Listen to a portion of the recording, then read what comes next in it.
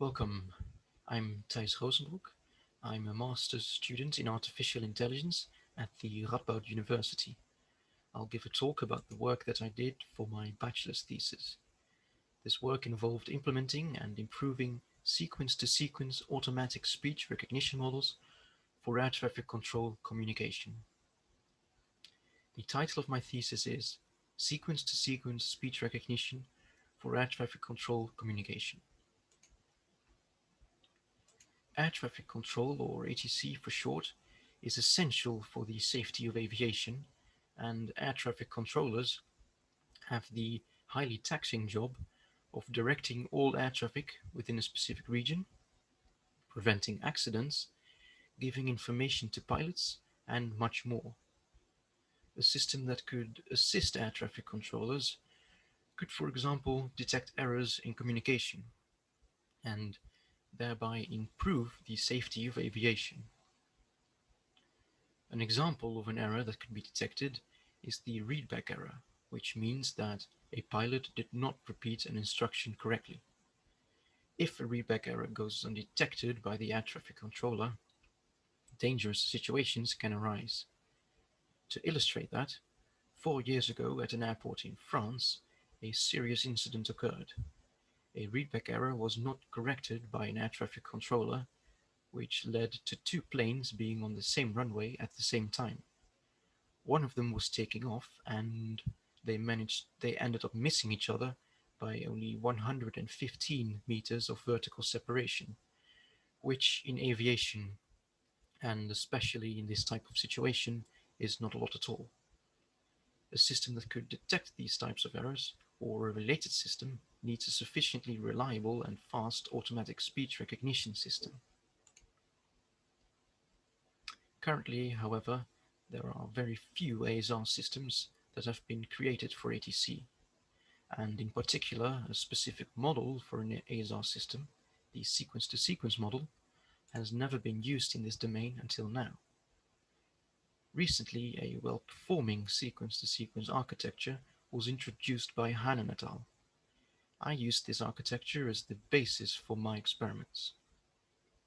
So, to add to the field of ASR for ATC, and to close the gap in the field that exists because of the absence of sequence-to-sequence models, I took the initiative to make an ASR model for ATC using this sequence-to-sequence architecture by Hannan et al. In addition to that, I also aimed to improve it for ATC. Now I'll first give some more background information about air traffic control, the data that I used, and the sequence-to-sequence model by Hannan et al. Air traffic control is quite a difficult domain to implement ASR into for several reasons, of which I will name a few. The first and probably the most important reason is the very high amount of noise in ATC communication. This high level of noise stems from the fact that this communication takes place over radio, which by definition introduces a lot of noise.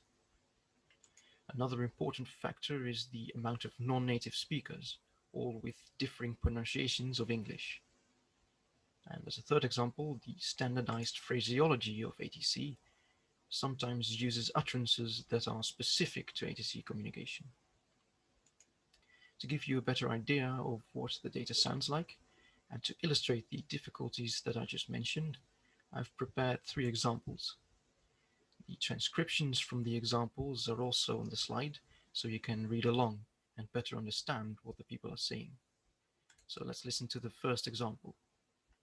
OCR 680, bonjour, cleared Saint-Pré then direct Bilsa, climb to flight level 290. Okay, so the audio from that sample is what is considered clean. However, it still contains some challenging aspects. For example, the bonjour and the place name Saint-Pré. Now let's listen to a more noisy sample. Okay, 1452, Lufthansa 52550. You should have been able to hear more noise in that sample, but all in all, it's actually still considered relatively clean compared to a lot of other samples.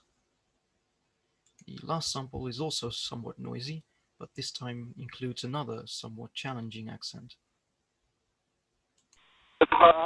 Radar, good morning, France 225, leveling flight runway 380. Air France 225, Prague, hello, radar contact. 225. You probably picked up on the fact that the pilot in this sample was French.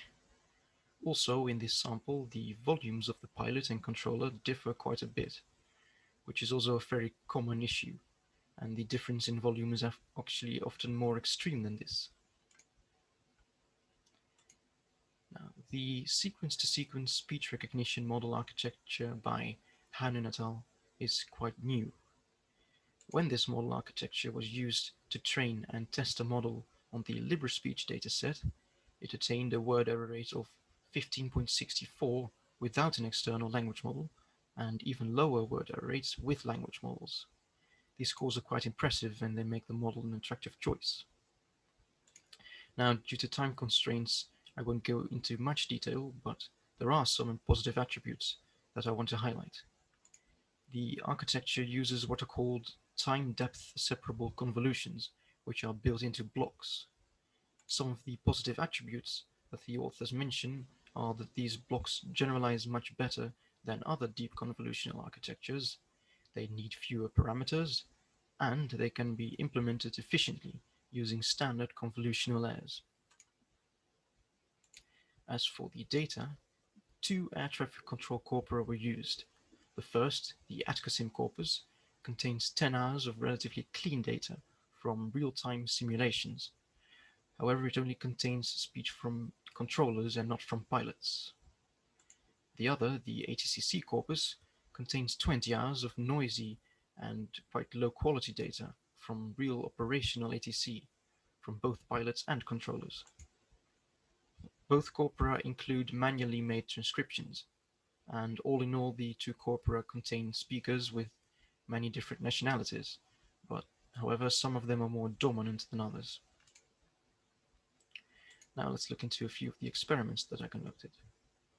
As a sort of baseline, I used the base model architecture and training configuration by Hannen et al.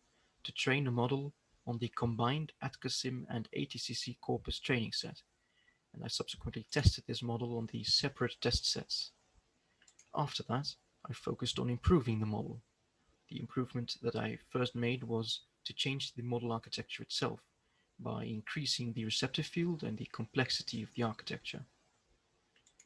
I also experimented with the training configuration, for example by changing the speed of the learning rate decay. Let's take a look at the results. For brevity, I will only show the base results and the results after improvements, which you can see in the table here. What you can see is that the base model performed reasonably well on the clean ATCOSIM test set, but somewhat poorly on the noisy ATCC test set. After improvements, the word error rates substantially improved. As you saw, the word error rate on the ATCC test set, so the noisy data, was still quite high, namely 26.19%. This can be mostly explained simply by the amount of noise, especially on the side of the pilots. However, there is also the problem of highly differing volumes in the data. Both issues stem from the fact that ATC communication takes place over radio, where many different radio and microphone types equipments are in use, and all their settings can differ, of course. As I already mentioned, no language models were used while testing, while decoding, so improvements can be made there. Another obvious improvement would be to make the models more robust to noise. All in all, by using and improving the model architecture by Hannen et al. For air traffic control, the gap in the field for ASR for ATC, caused by the absence of sequence-to-sequence models, has begun to be remedied, and a general contribution to the field has been made.